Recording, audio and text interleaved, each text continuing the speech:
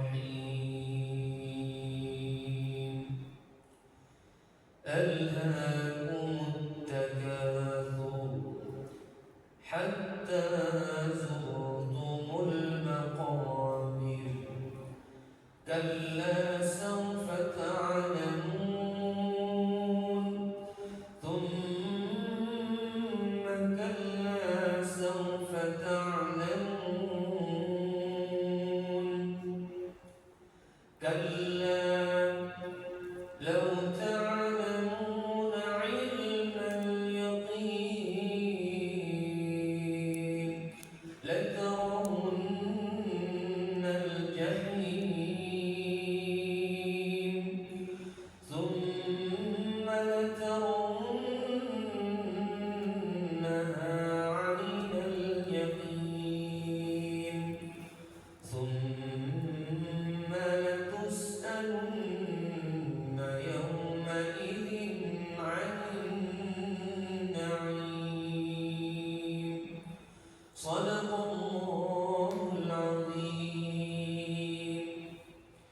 Sekarang saya baca, kemudian diikuti ayat per ayat mulai dari ta'awudz.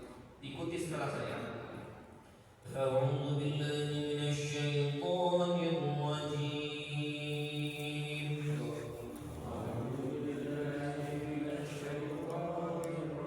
Jangan ragu-ragu kalau baca Quran yang keras. Bismillahirrahmanirrahim.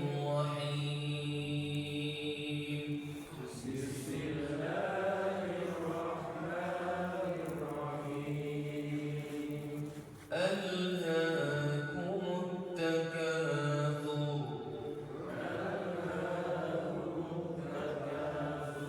حتى زرتم المقابر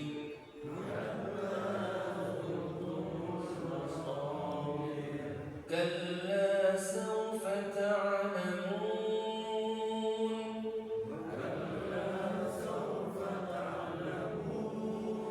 ثم كلا سوف تعلمون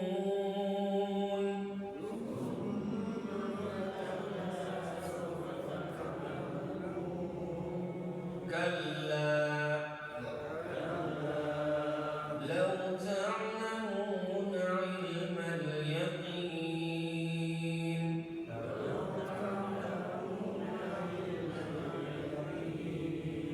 لترون الجحيم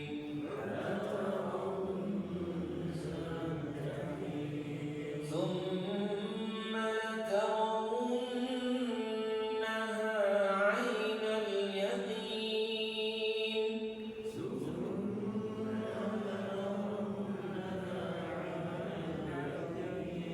ثم لتسألن يومئذ عن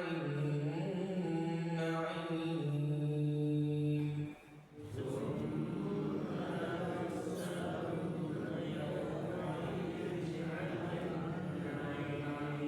صدق الله العظيم. Alhamdulillah. Kita sudah bahas surah At-Takasur ayat 1 dan 2. Insyaallah kita lanjutkan ayat selanjutnya ayat 3 sampai ke 8. Biar nyambung, saya akan ulang kembali secara singkat. Saya akan murojaah kembali, mereview kembali, mereminder kembali apa yang telah kita kaji pada kajian yang lalu. Mulai dari pengenalan surat At-Takasur. Surat At-Takasur itu surah yang ke-102. Surah berapa? 102. Kemudian turunnya di Mekah, berarti tergolong surah Makkiyah. Kalau turun di Madinah tergolong surah Madaniyah.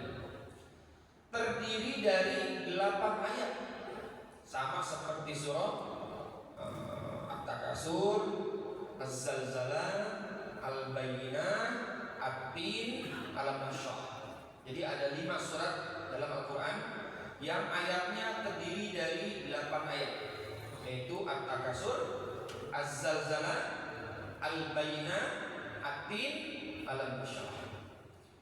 Kemudian asbabun nuzulnya tidak ada sebab turunnya. Surat Al-Quran itu ada yang ada sebab turunnya, ada yang tidak ada.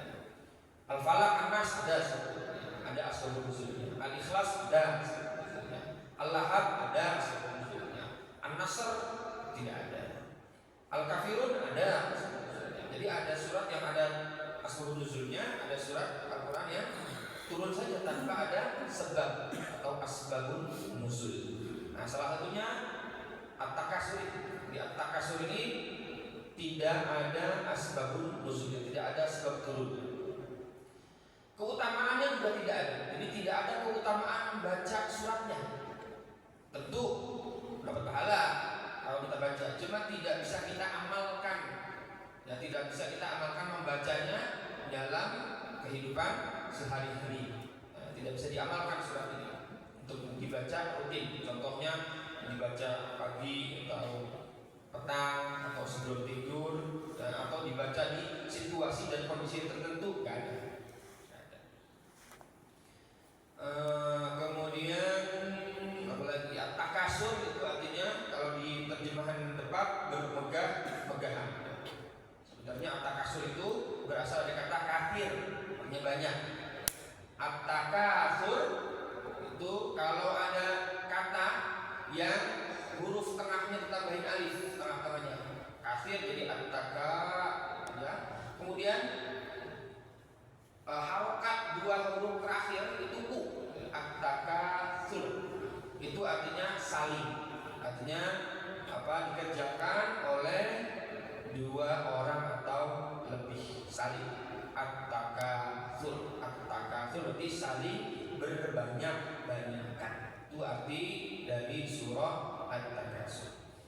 Kita sudah membahas ayat pertama dan ayat kedua pada pertemuan yang lalu. Ayat pertama, Alhaakumut Takasur. Jadi ada 3 suku kata. Yang pertama alha, yang kedua kum, yang ketiga At-Takasur. Alha artinya telah melalaikan. Kum artinya kalian. At-Takasur artinya bermegah-megahan atau banyak-banyakan. Alha itu fi'il madhi, kata kerja yang lampau, past tense yang lampau, sudah terjadi. Alha artinya telah melalaikan. Kum kalian. Apa yang telah melalaikan? Allah Subhanahu wa taala berfirman dalam Al-Qur'an surah Al-Munafiqun ayat yang ke-9. A'udzubillahi minasyaitonir rajim. Bismillahirrahmanirrahim. Ya ayyuhalladzina amanu, wahai orang-orang beriman, la tulhikum, janganlah sampai melalaikan kalian. Sama. Kalau tulhikum itu fi'il mudhari', kalau ini alhaakum fi'il madhi, tapi kalimatnya sama. La tulhikum, cuma ini kalimat larangan, kalimat nahi. Nahi itu artinya larangan. La tulhikum, jangan sekali-kali melalaikan kalian. Apa? 2. Amwalukum wala auladukum an dzikrillah. Anak-anak harta dan anak-anak kalian. Melalaikan dari apa? An dzikrillah, dari mengingat Allah Subhanahu wa taala. Wa may yaf'al dzalik fa ulaika humul khasirun. Barang siapa yang dilalaikan oleh harta, barang siapa yang dilalaikan oleh anak, maka sungguh mereka itu adalah orang-orang yang merugi, khasirun. Jadi dalam surah Al-Munafiqun ayat 9 ada 2 yang melalaikan. Yang melalaikan kita itu adalah, yang pertama adalah harta, yang kedua adalah anak-anak. Ini dua-duanya ini berpotensi besar, ya, untuk bisa membuat kita lalai. Harta itu berpotensi membuat kita lalai. Apa aja yang termasuk kategori harta ini? Bekerja. Bekerja itu kan mencari harta. Gak mungkin bekerja mencari pahala. Ada orang bekerja mencari pahala. Kalau ada orang bekerja mencari pahala, bukan mencari harta, sini ikut saya. Tak pekerjakan tanpa digaji. Kerja itu mencari harta, bukan mencari pahala. Ya. Mau mencari pahala yang ngaji, sholat, mencari pahala. Kerja itu jadi mencari harta. Maka jangan sampai kerja ini melalaikan kita. Kalau kerja kita melalaikan kita, berarti termasuk ke dalam Allah telah melalaikan kalian. Termasuk ke dalam surah Al-Munafiqun ayat 9. Termasuk ke dalam orang-orang yang khasirun. Termasuk ke dalam golongan orang-orang yang merugi. Kemudian apa lagi selain kerja? Bisnis, ya. Bisnis, apalagi jual beli, tijarah, jual beli juga harta. Nah, jual beli itu yang mencari apa? Keuntungan. Ada orang jual mau rugi, nggak ada, maunya untung. Jangankan rugi ya, maksudnya sama saja. Kadang-kadang nggak mau beli harga 50.000 dijual 50.000, nggak ada untungnya. Ngapain dijual? Jual itu pasti ada keuntungannya yang dicari. Maka jual beli juga berkaitan dengan amwal, berkaitan dengan harta. Jangan sampai jual beli kita melalaikan kita daripada ibadah, daripada mengingat Allah Subhanahu wa taala. Kemudian selain harta yang berpotensi membuat kita lalai, yang kedua adalah al-aulad. Apa itu al-aulad? Anak-anak kita. Jadi anak-anak kita juga berpotensi membuat kita lalai dari mengingat Allah Subhanahu wa taala. Kalau ada yang melalaikan kan dua, harta dan anak. Maka tentu ada yang dilalaikan. Apa yang dilalaikan? Kalau dalam surah Al-Munafiqun, al-dzikrillah, yaitu mengingat Allah Subhanahu wa taala. Tapi dijabarkan lagi oleh para ulama, kalau yang melalaikan dua, setidaknya yang dilalaikan juga ada dua. Yaitu apa? Yang pertama adalah sholat yang sering dilalaikan. Yang kedua yang sering dilalaikan adalah sedekah. Itu yang paling sering dilalaikan, terutama oleh harta. Oleh harta itu yang berpotensi dilalaikan oleh harta itu paling tinggi potensinya adalah sholat. Yang kedua dari dengan harta itu yang berpotensi dilalaikan oleh harta itu adalah sedekah. Bagaimana caranya harta ini bisa melalaikan kita daripada sholat? Sibuk kerja, sibuk bisnis, sibuk jualan, sampai lupa sholat, sampai tidak sholat, sampai meninggalkan sholat. Padahal dengar azan, Allahu Akbar, Allahu Akbar, Allahu Akbar, Allahu Akbar. Dengar azan, tapi lanjut jualan, lanjut bekerja. Kalau lagi rapatnya lanjut.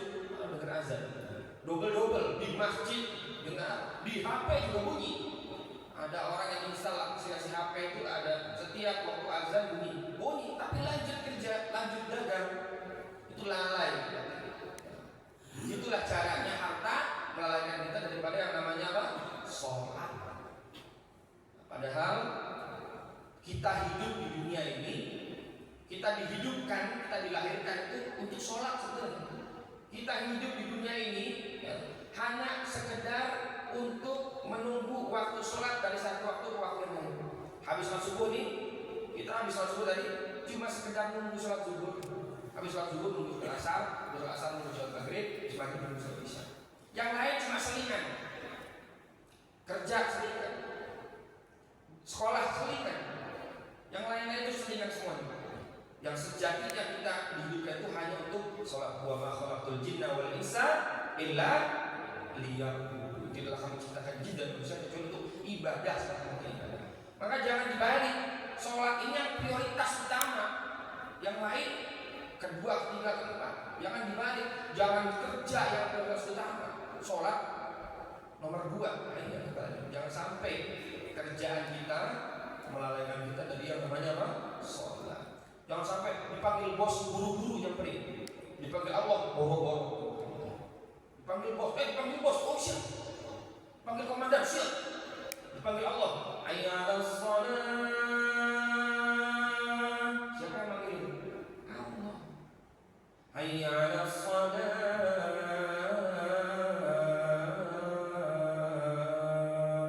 Allah yang manggil.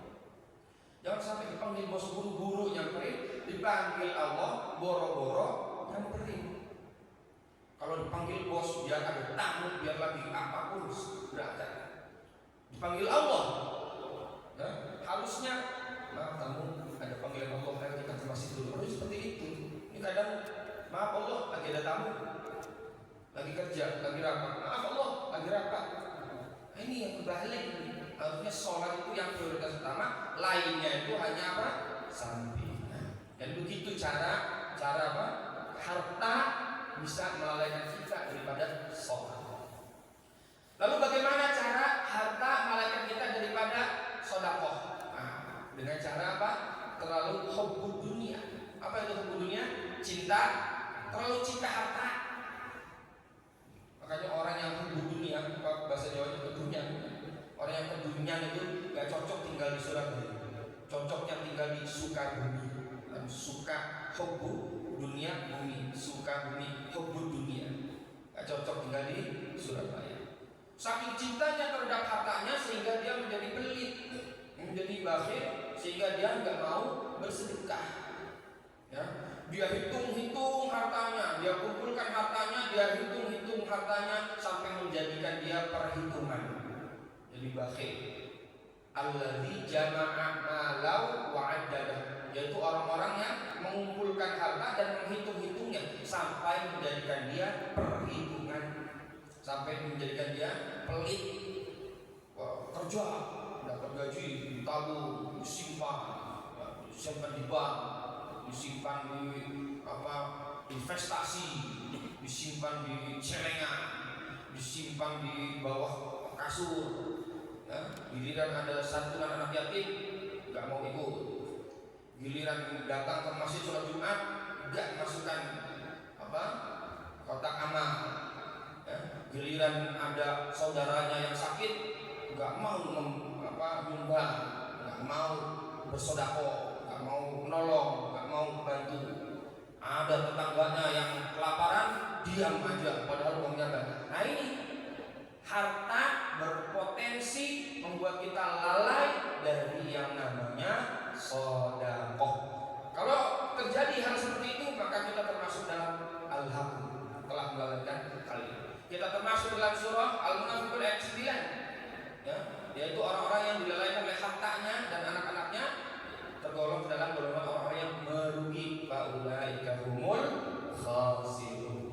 Maka boleh saja bekerja, boleh saja mencari harta, boleh saja bisnis, boleh saja berdagang, boleh saja jual beli, boleh saja jadi orang kaya, boleh, asal jangan sampai melalaikan kita dari sholat, asal jangan sampai menjadikan kita orang yang pelit.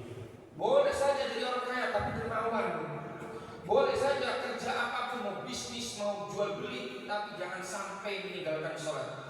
Begitu mendengar suara azan langsung tinggalkan, ya, apapun profesinya, apapun kondisinya, apapun pekerjaannya, ya, apapun situasinya. Kalau sudah dengar azan, stop, segera ambil wudu, menuju ke masjid atau segera untuk melaksanakan sholat. Jangan sampai kita termasuk dalam surah Al-Munafiqun dan juga surah At-Takasur ayat yang pertama, al-haqqu, telah melalaikan kalian. Begitu juga anak itu juga berpotensi membuat kita lalai dari sholat. Lalai dari sholat maksudnya bagaimana? Kita lalai menyontohkan anak kita sholat. Kalau orang tuanya nggak sholat, gimana anaknya sholat? Gimana? Bapak aja nggak sholat, ibu aja nggak sholat, lalai. Punya anak tapi nggak mencontohkan, ini termasuk al-haqqu, termasuk la tulikum amwalukum wala auladukum. Maka kalau anaknya mau sholat, contohin dulu, ya, contohin dulu. Apa doanya Nabi Ibrahim? Surat Ibrahim ayat 40. Rabbi ja'alni muqimas shalah wa min dzurriyyati rabbana wa taqabbal du'a. Artinya apa? Rabbi ja'alni muqimas shalah. Ya Allah, jadikan aku dulu muqimas shalah, yang mendirikan sholat. Wa min dzurriyyati, dan juga anak keturunanku. Baru anaknya, aku dulu, nyontohin dulu. Gimana bangunin anaknya? Ayo sholat subuh. Bapaknya tidur lagi. Ini lalai punya anak, gak nyontohin sholat. Yang kedua, yang dimaksud lalai sholatnya maksudnya sholat anaknya. Ya karena orang tua berkewajiban untuk mendidik anaknya sholat. Ya ayyuhalladzina amanu qu anfusakum wa ahlikum jagalah diri kalian dan keluarga kalian dari api neraka. Apa kata Rasulullah? Muru auladakum bis-salati sabah. Ajarkan, perintahkan anak-anak kalian sholat umur 7 tahun. Wadribuhum fil asyar. Dan pukul kalau nggak sholat umur 10 tahun. Sudah dilakukan belum? Anak kita umur 7 tahun kelas 1 SD diajarkan sholat, sudah belum dilakukan? Anak kita umur 10 tahun kelas 5 SD nggak sholat dipukul. Kalau nggak sholat dipukul, sudah dilakukan belum? Kalau belum, lalai kita terhadap sholat anak kita. Kadang-kadang kita lalai terhadap sholat anak kita. Lupa gak ngajarin anak kita sholat. Lupa gak ngajarin anak kita bacaan sholat. Lupa gak ngajarin anak kita fikih sholat. Lupa gak ngajarin anak kita bagaimana cara beribadah yang baik dan benar. Do you understand? Begitu juga anak berpotensi melalaikan kita daripada sedekah. Gimana caranya? Terlalu remaja, terlalu memanjakan anak. Akhirnya kita membelikan anak hal-hal yang gak berguna. Belikan PS, belikan motor trail yang dari mesin potong rumput. Wah, anaknya wang jatuh ke solokan. Wang ditabrak motor. Apa gunanya? Sehingga kita lupa untuk bersedekah. Harusnya kita sedekahkan, anak terus dimanjain anak yang gak berguna, hal-hal yang gak guna. Alih-alih disedekahkan, malah dibelikan hal-hal yang gak berguna untuk anak. Ini kadang kita berpotensi anak ini berpotensi kita melalaikan kita daripada sedekah. Ada satu anak yatim, mana ini? Tapi uangnya mau dibelikan mainan untuk anak ini. Ya, belikan mainan untuk anak. Banyak orang yang mampu membelikan mainan anaknya, tapi gak mau ikut urunan anak yatim, gak mau ikut urunan kurban, gak mau sedekah kotak amal dan lain sebagainya. Itulah bagaimana anak bisa berpotensi melalaikan kita daripada sedekah. Silahkan punya anak banyak, terserah silahkan. Gak harus 2, gak harus 1, banyak silahkan, gak jadi masalah. Asal jangan sampai kita punya anak gak dididik agama. Jangan sampai punya anak gak dididik sholat. Wah, ada yang satu jadi polisi, yang satu jadi dokter, yang satu jadi dosen, tapi gak ada yang sholat. Dari 3 anak ini gak ada yang sholat, gak ada yang bisa ngaji, gak ada yang ngerti agama. Gelarnya tinggi, profesor, doktor, S1, S2, S3, ya, tinggi, macam bahasa Inggris bisa, wah macam-macam bisa. Buat ahli ini, ahli teknisi, ahli ekonomi, dileskan bahasa Inggris, dileskan komputer, gak dileskan ngaji, gak diajarkan sholat, gak diajarkan baca Al-Quran, gak diajarkan agama. Minimal kalau nggak jadi semua, salah satu kan. Anak itu harus ada salah satu yang nanti agama. Kalau memang ini takdir menjadi polisi, yang ini jadi tentara, minimal ada salah satu yang dipesantrenkan, ada salah satu yang dipondokkan, minimal ya. Kalau bisa semuanya, ini kalau nggak bisa semuanya, minimal salah satu. Kan sudah ada yang lain, ini pinter, ini ahli, ini kan sudah ada. Minimal ada satu nih. Kalau bisa ya boleh lah jadi tentara, tapi tentara yang pintar ngaji. Boleh lah jadi dokter, tapi dokter yang hafal Al-Quran. Apapun profesinya, mau berdagang, yang penting sholat yang paling utama. Boleh punya anak banyak silakan, tapi jangan semuanya untuk anak. Sebagian kasihkan ke sedekah, jangan untuk anak. Demi Allah, kalau kita mensedekahkan harta kita yang seharusnya kita manjakan anak kita akan dijaga oleh Allah Subhanahu wa taala. Ya, dijaga oleh Allah. Kita lewat toko mainan, keretak, ingin beli mainan ini untuk anak saya. Tanya, berapa harganya Pak mainan ini, Pak? 150.000. 150.000. Akhirnya kita bilang sama Allah, ya Allah, saya harusnya beli mainan ini 150.000. Tapi saya sedekahkan ya Allah. Tolong jaga anak saya, Allah jadikan penghafal Al-Quran, jadikan orang yang alim, jadikan ulama ulama, jadikan orang yang ahli dalam agama ya Allah. Jadikan anak saya yang soleh, yang berbakti kepada orang tua, yang akan menyelamatkan saya nanti kelak dari akhirat ya Allah. Dia datang ke masjid, masukkan ke kotak amal. 150 ribunya gajah dibeli mainan, dia sedekahkan, atau dia sumbangkan ke yayasan yatim piatu. Langsung ke anak yatimnya kalau ketemu. Demi Allah, anaknya itu dijaga oleh Allah Subhanahu wa taala. Gak usah capek-capek, bapaknya ngajarin, gak usah capek-capek, gak usah. Begitu ditaruh di pondok, dengan lihainya luar biasa, dengan mudahnya belajar bahasa Arab, menghafal Al-Quran, mudahnya luar biasa. Kenapa? Dijaga oleh Allah Subhanahu wa taala. Tapi kalau jadi beli mainannya, ya tanggung resiko sendiri. Apalagi kalau ada tawarannya untuk sedekah, apa ini Pak, santunan anak yatim. Berapa? 100 ribu aja. Aduh, maaf ya lagi gak ada uang. Padahal ada uang 100 ribu. Dibelikan mainan anaknya. Tanggung jawab sendiri. Ya. Jangan salahkan Allah Subhanahu wa taala kalau anak kita nggak sholat, anak kita nggak ngerti agama, anak kita susah belajar ngaji. Mau ngaji, aneh. Udah didekatkan guru dari mana-mana tapi nggak bisa-bisa. Jangan salahkan Allah Subhanahu wa taala karena resiko ditanggung orang tua sendiri-sendiri, ditanggung orang tua masing-masing. Do you understand? Nah itu bagaimana anak bisa melalaikan kita daripada yang namanya sholat dan juga sedekah. Jadi ada dua yang melalaikan, yaitu harta dan juga anak. Al-hakum telah melalaikan. At-takatsur. At-takatsur banyak-banyakan. Banyak-banyakan apa? Banyak-banyakan anak, banyak-banyakan harta.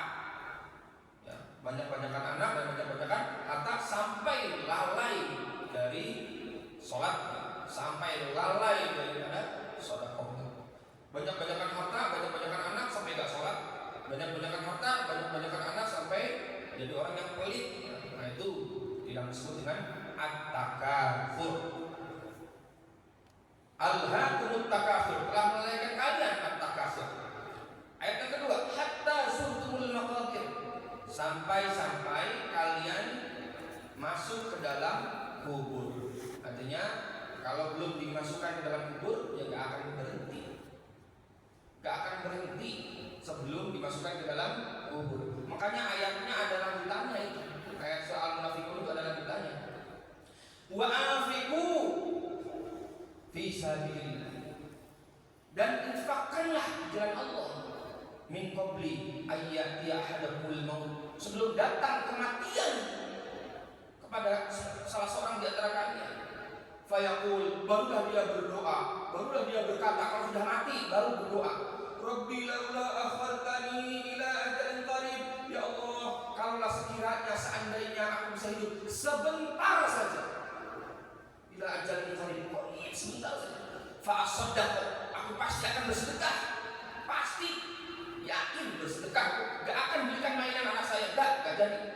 Tak sedekahkan semuanya. Pasti akan bersedekah.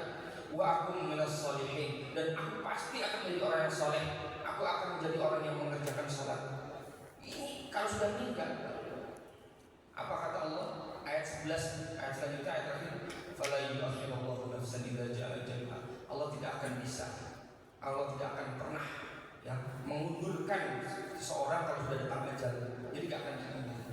Yang ada hanyalah penyesal. Ini arti daripada hatta zurtumul maqabir, sampai kalian masuk dalam kubur baru berhenti. Selama hidup gak berhenti, gak akan berhenti. Al-hakum takatsur, dilalaikan oleh takasur, gak akan berhenti. Mengejar harta, anak, dilalaikan dunia, dilalaikan sholatnya, gak akan berhenti.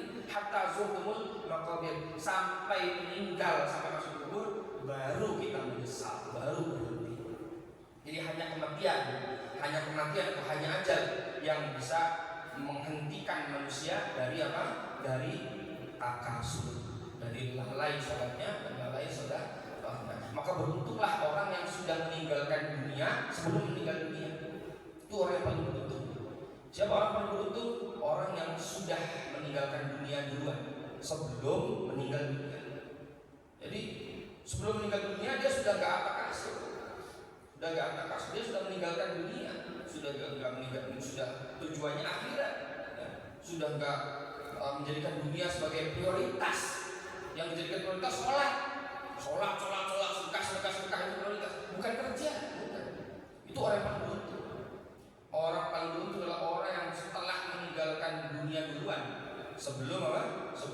meninggal dunia. Itu paling beruntung. Adapun kalau atas zulmul maqabir, baru menyesal setelah masuk kubur, setelah meninggal dunia, itulah orang-orang yang dilalaikan oleh harta dan juga anak-anaknya. Itu adalah orang yang paling merugi. Wa may yaf'al dzalika fa ulaika humul khasirun.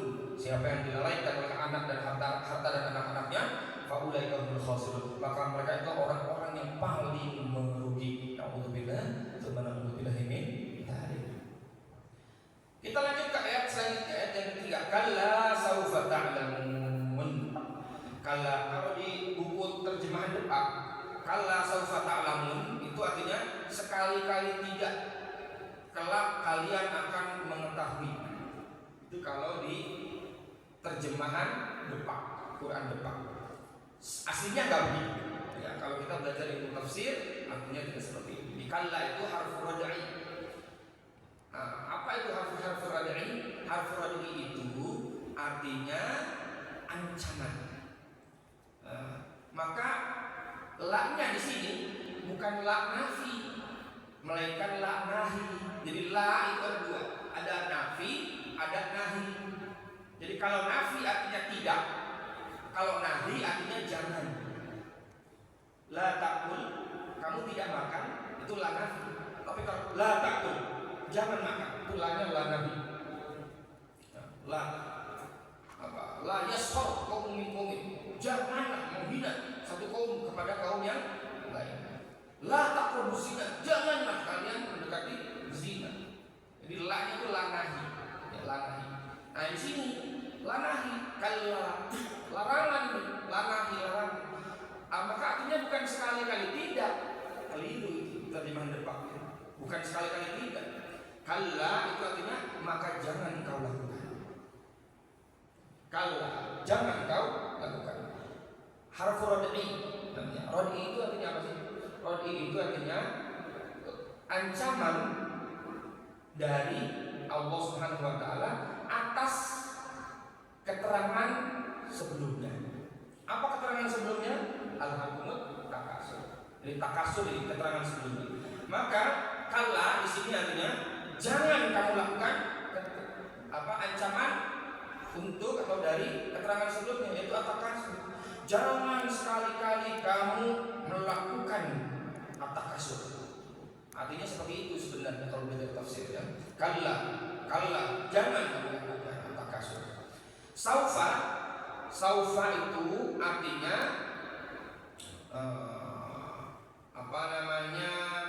lil istiqbal.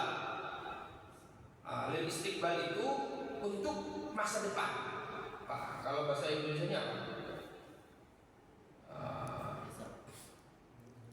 apa yang kalau bahasa Inggrisnya future tense. Jadi yang akan datang. Nah, itu kalau bahasa Inggrisnya yang akan datang. Belum terjadi, yang akan datang.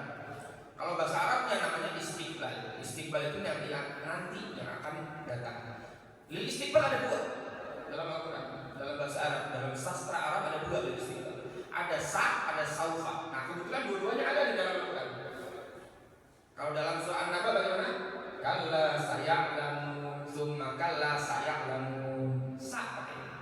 Kalau di surah At-Takasur, kalla saufa ta'lamun, tsumma kalla saufa ta'lamun. Artinya sama. Artinya akan sama. Bedanya mana? Bedanya apa antara sa dengan saufa? Nah, bedanya kalau sa lil qarib, akannya dalam waktu dekat. Kalau saufa lil ba'id, akannya dalam waktu jauh. Nah, jadi kenapa waktu jauh? Karena yang dimaksud dengan saufa di sini adalah untuk di akhirat. Akhirat kan jauh, maka disebut saufa. Nah, saya kasih contoh biar paham. Adhabu artinya saya pergi. Kalau saya bilang ana sa'adhabu ila suq atau ila masjid, saya akan pergi ke masjid. Ya berarti enggak lama, lil qarib, beberapa menit atau beberapa detik setelahnya akan ke masjid. Artinya waktunya dekat. Karena pakainya sa, ana sa'adhabu ila masjid. Saya akan pergi ke masjid. Tapi kalau saya bilang saufa, ana saufa adhabu ila Libnan. saya akan pergi ke Libanon, ya nggak tahu, masih planning. Kapan perginya nggak tahu. Bisa jadi tahun depan, bisa jadi 10 tahun lagi, nggak tahu, masih planning, belum ada rencana. Belum ada rencana ketetapan waktunya kapan. Anak saufa adhabu ilal Misr. Saya akan pergi ke Mesir, kapan? Nggak tahu, masih lama. Akannya itu lil baik. Nah ini saufa lil baik. Kalla, jangan kamu lakukan at-takasur. Saufa ta'lamun. Kelak kamu akan mengetahuinya. Di mana? Kapan? Di akhirat. Kita akan mengetahuinya kelak di akhirat. Mengetahui apa? Akibat daripada at-takasur. Walaupun ada ulama yang berpendapat memang saufa ini baik ya, tapi ya nggak baik-baik banget. Ada ulama yang berkata jangankan di akhirat, di alam kubur pun setelah mati kita akan tahu akibat daripada at-takasur. Jadi saufa ini artinya dua, akan mengetahui. Ayat yang ketiga ini artinya dua, kelak kamu akan mengetahui akibat dari at-takasur. Yang pertama, tafsir yang pertama yaitu ketika sudah meninggal di alam kubur. Yang kedua, nanti di hari akhirat balasan dari Allah Subhanahu wa taala akibat daripada at-takasur, akibat dari gak sholat, akibat dari pelit. Nanti kita akan tahu akibatnya nanti ketika sudah meninggal atau nanti ketika di hari akhirat. Do you understand? Kalla, jangan, saufa ta'lam, kelak kamu akan mengetahuinya. Summa, kemudian kalla saufa ta'lam, sama, diulang 2 kali oleh Allah Subhanahu wa taala. Ayat kalau diulang 2 kali itu dalam ilmu tafsir namanya at-taukid. Apa artinya taukid? Penegasan. Artinya benar-benar tahu. Ini Allah menegaskan, pasti tahu ini pasti benar. Benar-benarkah kamu akan tahu akibat dari meninggalkan sholat dan akibat dari pelit, akan tahu benar-benar sampai 2 kali Allah ulang. Ini dipakai di kita orang Surabaya. Contoh apa kalimatnya? Misalnya makanan ini enak, kita untuk menegaskan makanan enak. Itu namanya at-taukid. Enak 2 kali. At-taukid itu sama. Allah ingin menegaskan bahwa pasti akan tahu akibatnya nanti. Sampai 2 kali Allah ingin. Kalla saufa ta'lamun, summa kalla saufa ta'lamun. Nah, ayat yang ke-5. Tadi ayat 3 dan 4 ya, penegasan. Ayat yang ke-5 kalla juga, tapi beda kallanya. Kalau yang ayat kedua dan ayat ketiga dan ayat keempat, kallanya harfu rad'i. Tapi ayat yang ke-5 ya, ada tambahan harfu rad'i wa zajri. Apa itu harfu rad'i wa zajri? Yaitu ancaman yang mana ada ancamannya di ayat selanjutnya atau di kalimat selanjutnya. Kalau harfu rad'i ancaman dari keterangan sebelumnya at-takasur. Tapi kalau harfu rad'i wa zajri ancaman dari sesuatu yang diancam dan ancamannya disebutkan di kalimat selanjutnya. Apa yang diancam? Apa ancamannya? Di ayat yang ke-6, la tarawunnal jahim. Sungguh kalian pasti akan melihat neraka jahim. Jadi ada ancaman yang disebutkan. Kalau tadi rad'i itu sebelum, keterangan sebelum, ancaman dari kalimat keterangan sebelum, berarti larangan dari kalimat sebelum. Kalau harfu rad'i wa zajri, ancaman dari apa? Dari kalimat setelah. Ancamannya apa? Jahim, neraka jahim. Kalla, jangan sekali-kali kalian melakukan. Lau ta'lamuna ilmal yaqin. Kalian kalau sekiranya mengetahuinya dengan ilmu yang yakin, la tarawunnal jahim. Kalian pasti akan melihat neraka jahim. Maka karena kala yang kelima ini ada ancamannya setelahnya, yaitu neraka jahim, cara bacanya nggak boleh dilanjut. Sebenarnya boleh-boleh saja, cuma kalau kita belajar tafsir lebih afdal diputus. Kalla law ta'lamuna ilmal yaqin la tarawunnal jahim. Kenapa sih dibedain? Supaya beda antara harfu rad'i biasa, yaitu ancaman keterangan sebelumnya, dengan harfu rad'i wa zajri, ancaman dari apa? Dari kalimat setelah. Sama seperti di surat Al-Humazah, kalla la yumbadanna fil hutamah. Ada hutamah. Jadi ada kalimat ancaman untuk kalimat selanjutnya hutamah, maka harus diputus. Kalla la yumbadanna fil hutamah, ini juga sama. Kalla law ta'lamuna ilmal yaqin la tarawunnal jahim, ada ancaman neraka jahim. Kemudian ayat yang ketujuh, summa la tarawunnaha, kemudian pasti kalian akan melihatnya. Nah, ini ada dua penegasan. Yang pertama la, yang kedua na. Jadi la yang disebut lam taukid, kemudian na yang terakhir juga disebutkan nun taukid. Sebenarnya tarawun, aslinya tarawun kalimatnya, tapi ditambahin la kecil, la pendek, itu penegasan. Artinya apa? Benar-benar. Kemudian ditambahin nun lagi di akhirnya, nun taukid, artinya sungguh-sungguh, benar-benar sungguh-sungguh. Jadi gimana nih terjemahnya? Summa la tarawunnaha 'ainal yaqin. Kemudian kalian benar-benar pasti sungguh-sungguh akan melihatnya neraka jahim itu. Ya. 'Ainal yaqin, dengan keyakinan yang sebenar-benarnya. Jadi ada dua kata yakin. Yang pertama disebut di ayat yang kelima, yang kedua di ayat yang ke-7. Di ayat yang kelima, ilmal yakin. Nah, yakinnya namanya ilmal yakin. Di ayat yang ke-7, yakinnya ainal yakin. Sama atau beda? Beda. Bedanya apa? Ilmal yakin itu keyakinan yang kita yakini dari ilmu, dari pengetahuan. Kalau ainal yakin, keyakinan yang kita yakini dari melihat sendiri, bukan dari pengetahuan. Contoh yang orang yang belum pernah umroh yakin ada Ka'bah di Masjidil Haram, yakin berapa persen? 100%. Dari mana dia yakin? Ilmu yakin, dari pengetahuan, dari YouTube, dari orang yang pernah haji, pernah umroh, dari gambar. Orang belum pernah lihat, yakin 100%. Tapi orang yang pernah umroh dan pernah haji yakin ada Ka'bah karena dia lihat langsung. Maka yang belum pernah umroh dan haji yakin ada Ka'bahnya disebut ilmu yakin. Nah, orang yang sudah haji dan umroh karena lihat langsung yakinnya adalah ainal yakin. Kita belum meninggal, masih hidup di dunia, tapi kita diberi ilmu oleh Allah, pengetahuan oleh Allah SWT tentang neraka jahim. Nah, pengetahuan itulah yang disebut dengan ilmu yakin. Kita yakin karena pengetahuan yang diberitahu oleh Allah SWT.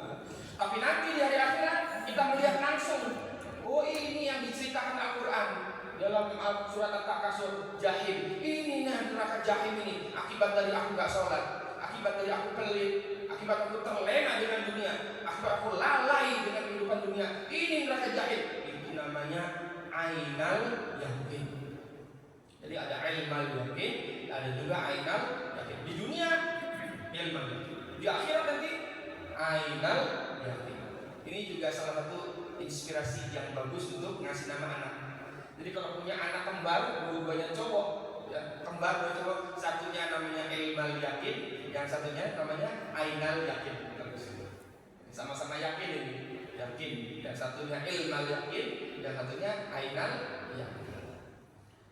Terinspirasi dari mana itu namanya? Dari surat At-Takasur. Ayat yang ke-5 dan juga ayat yang ke-7. La kalla law ta'lamuna ilmal yaqin la tarawunnal jahim thumma la tarawunnaha ainal yaqin. Do you understand? Ayat yang terakhir, thumma la tus'alunna yauma idzin 'anil na'im. Thumma, kemudian la tus'alunna juga sama, itu taukid. Sebenarnya tus'alun itu asal kata tus'alun, tapi ditambahin la pendek, la tus'alun. Itu artinya benar-benar. Ditambahin nun lagi di akhirnya, nun taukid, artinya sungguh-sungguh. Jadi gimana itu artinya? Summa, kemudian latus aluna, kalian benar-benar sungguh pasti akan ditanya. Latus aluna itu ditanya. Yaumul idin, pada hari itu, kapan? Di hari akhirat. Namanya apa? Yaumul hisab. Namanya yaumul hisab ya. Nanti ada namanya yaumul hisab. Hari di mana kita ditanya. Ditanya tentang apa? Dijawab oleh At-Takasur, 'anil na'im, tentang segala kenikmatan. Jadi di yaumul hisab nanti kita akan ditanya tentang kenikmatan. Sebetulnya ada banyak, tapi yang berhubungan dengan at-takasur ini minimal dua. Minimal dua nanti yang pasti akan ditanya. Yang pertama apa? Harta. Yang kedua apa? Anak. Harta ada dua pertanyaannya. Min aina iktasabahu wa ila aina anfaqahu. Kemana kamu? Dari mana kamu dapatkan harta? Halal atau haram? Dapatnya dari mana nih? Bisa ditanya. Wa ila aina anfaqahu. Dan kemana kamu habiskan harta itu? Untuk ibadah atau untuk maksiat? Itu juga ditanya. Jadi harta itu dua pertanyaannya. Dari mana didapatkan dan kemana dihabiskan? Pasti akan benar-benar ditanya. Summa latus'aluna yauma idzin 'anil na'im. Itulah sebabnya Rasulullah gak pernah ada harta yang menginap di rumahnya. Setiap hari disedekahkan karena takut apa? Takut dihisab. Takut ditanya kelak dari yaumul hisab. Ditanya tentang hartanya. Sampai suatu hari pernah kelupaan ada uang 3 dirham ya, yang masih kelupaan ada di bawah kasurnya Siti Aisyah. Kemudian begitu ingat sudah lewat harinya, Rasulullah sampai pucat tergesa-gesa ke rumah Aisyah, bertanya, ada uang 3 dirham masih ada enggak? Ternyata masih ada. Sedekahkan, saya lupa kemarin enggak sedekah. Coba bayangkan kata Rasulullah, kalau seandainya saya mati dan belum disedekahkan, bagaimana pertanggungjawaban saya di hadapan Allah Subhanahu wa taala. Jadi pasti akan ditanya. Itulah sebabnya tidak ada harta yang menginap di rumahnya Rasulullah SAW.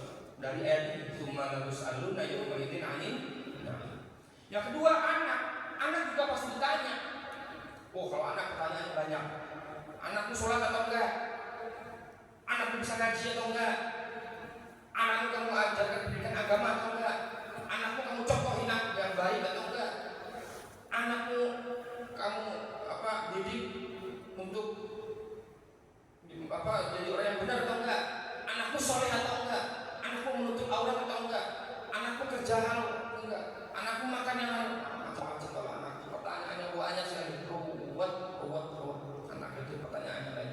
Jadi minimal kita sederhanakan ya dengan dengan mengajarkan anak kita minimal sholatnya, supaya nanti kalau ada pertanyaan tentang anak nanti dia bisa tentang sholat kita bisa jawab sudah saya ajarkan sholat, alhamdulillah 5 waktu di masjid bahkan azan. Jadi kita bisa menjawab pertanyaan yang pasti benar-benar akan ditanyakan oleh Allah Subhanahu wa taala di hari akhirat, di yaumul hisab, tentang anak-anak kita. Mudah-mudahan dengan kita mempelajari, mengkaji surah At-Takasur ini, mudah-mudahan kita menjadi orang yang terbawa. Ya, mudah-mudahan sholat kita selalu dijaga, sholat kita selalu terjaga 5 waktu. Mudah-mudahan sholat kita juga jadi sholat yang berkualitas, gak pernah meninggalkan sholat, senantiasa mengerjakan sholat dalam situasi dan kondisi apapun. Mudah-mudahan kita menjadikan sholat prioritas utama kita, bukan kerja, bukan yang lain, tapi sholat prioritas utama kita ya. Jangan cari waktu luang untuk sholat, tapi luangkanlah waktu untuk sholat. Karena orang yang menjaga sholatnya selama hidupnya, nanti setelah dia mati gantian sholatnya lah yang akan menjaganya. Jadi kalau kita menjaga sholat kita selama kita hidup, nanti ketika kita mati gantian sholat kita lah yang akan menjaga kita. Mudah-mudahan dengan kita mengkaji surat At-Takasur ini, kita menjadikan sholat kita sebagai prioritas utama kita. Amin Allahumma amin. Dan mudah-mudahan dengan mengkaji surat At-Takasur ini kita dijadikan oleh Allah Subhanahu wa taala kita menjadi orang-orang yang dermawan, dijauhkan dari sifat bakhil dan juga kikir, pelit. Amin Allahumma amin. Mudah-mudahan dengan mengkaji surat At-Takasur ini, anak-anak kita, keturunan kita dijadikan oleh Allah Subhanahu wa taala keturunan yang mengerjakan sholat, keturunan yang soleh dan solehah. Amin Allahumma amin. Ini yang saya sampaikan. Mudah-mudahan bisa bermanfaat dan bisa kita amalkan dalam kehidupan sehari-hari. Monggo kalau ada yang mau ditanyakan atau didiskusikan silakan.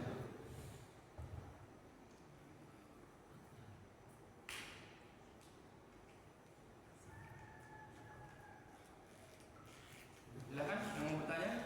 Monggo Bapak Ibu, mungkin ada yang mau ditanyakan, baik. Baik. sesuai dengan kajian maupun di luar tema. Pertanyaan bebas, silakan. Untuk ibu-ibu mungkin ada pertanyaan.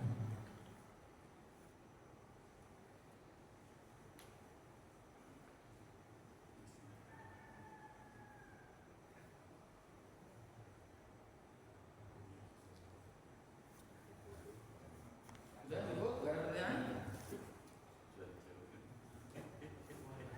Ini satu yang tadi bacaan kala itu yang berhenti kan terkadang ada yang mencontoh, tapi berhentinya sejenak itu nanti hukumnya masuk ke sangka, harus bernapas dulu atau terserah. Jadi kalau cuma belajar ilmu tajwid itu masih apa? Oke. Jadi kalau kita baru belajar ilmu tajwid, nah itu biasanya terlalu saklek dengan ini harus berapa harokat, ini harus berapa harus bernafas, ini harus tidak bernafas. Tapi kalau kita sudah meningkat ke pelajaran ke ilmu selanjutnya, yaitu ilmu terjemah, ilmu tafsir, ya, maka yang jadi patokan bukan ilmu tajwid, melainkan ilmu yang selanjutnya, ilmu terjemahnya, ilmu tafsirnya. Sama seperti orang yang baru belajar ilmu lagu, ilmu nada. Kalau orang belajar ilmu nada ngaji, dia ngajinya patokannya lagu. Mau tentang apapun ya lagu itu yang dipakai. Mau tentang neraka, mau tentang surga, mau tentang korun, itu aja lagunya sesuai. Itu dipakai. Kadang tajwidnya nggak karuan. Yang penting lagunya benar. Tapi kalau orang sudah belajar ilmu tajwid, nah lagu itu mengikuti tajwid, bukan tajwid mengikuti lagu. Alhamdulillahirabbil alamin. Nah, itu lagu itu ganggu di tajwid. Tapi kalau orang belajar tajwid, lagu itu mungkin tajwid. Alhamdulillahirabbil alamin. Tapi kalau orang belajar ilmu selanjutnya, contohnya ilmu terjemah dan juga ilmu tafsir, maka tidak lagi mengikuti tajwid, melainkan mengikuti arti, makna, terjemah dan juga tafsirnya.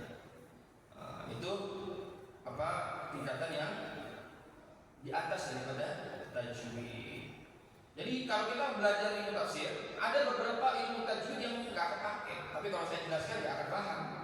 Nanti tambah bingung. Saya contohkan dikit saja. Saya contohkan dikit saja yang biar paham. Kalau kita belajar ilmu tajwid, ada namanya waqaf. Ini waqaf ya, ada namanya waqaf dan sebagainya. Tapi kalau kita belajar ilmu tafsir, waqaf ini nggak kepake. Karena yang kita pakai itu adalah tafsir. Contoh di surah Al-Ma'un, kalau kita belajar tafsir, fawailul lil musallin alladzina hum an salatihim sahun. Itu yang benar seperti itu. Kalau kita belajar apa? Belajar tafsir. Tapi kalau kita hanya belajar tajwid, ya biasa aja bacanya. Fawailul lil musallin alladzina hum an salatihim sahun. Tapi kalau belajar tafsir nggak benar, karena masa orang-orang yang sholat itu celaka, ya, fawail itu celaka orang sholat. Padahal yang dimaksud adalah sholatnya orang-orang yang sholatnya lalai. Ya tadi yang takasur tadi itu. Maka kalau belajar ilmu tafsir harus dilanjut, nggak boleh diputus. Fawailul lil musallin alladzina hum an salatihim sahun alladzina hum kedua, biar gampang-gampang aja. Tabas. Kalau orang belajar tajwid, biasa aja baca apa? Saya selana lahab wa imra'atuhu hammalatal hatab. Biasa belajar tajwid. Tapi kalau belajar tafsir, enggak tepat seperti itu. Yang tepat adalah saya selana lahab wa imra'atuhu. Karena yang masuk neraka bukan cuma Abu Lahab dan istrinya juga masuk neraka. Jadi wawunya ini wawu atfin atau wawu atof. Atof itu ngikut ke sebelumnya, Abu Lahab dan istrinya. Walaupun ini berbeda ayat, tapi jangan diputus.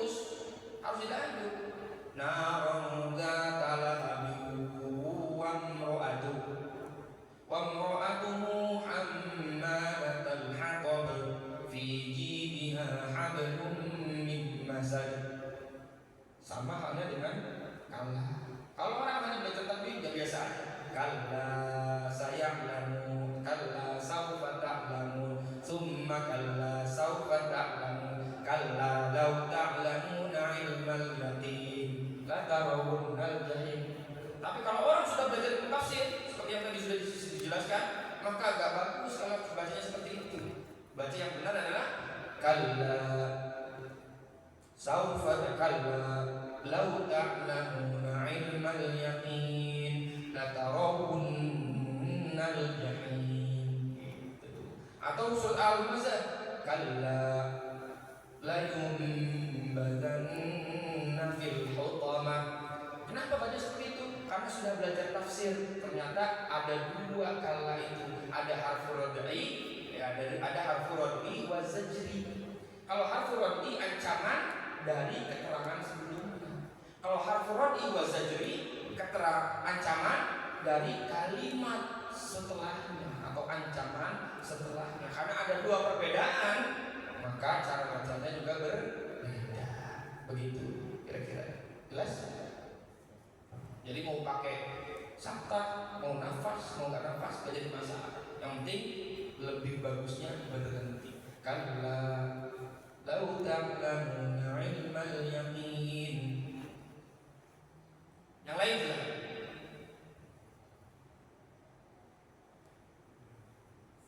Ada? Ibu-ibu? Gak ada ya? Kalau nggak ada, kita cukupkan sampai sini. Kita tutup dengan baca hamdalah, alhamdulillahirabbil alamin, dan doa ketutup subhanakallahumma hamdika asyhadu an la ilaha illa anta astaghfiruka wa atubu ilaik. Semoga ilmu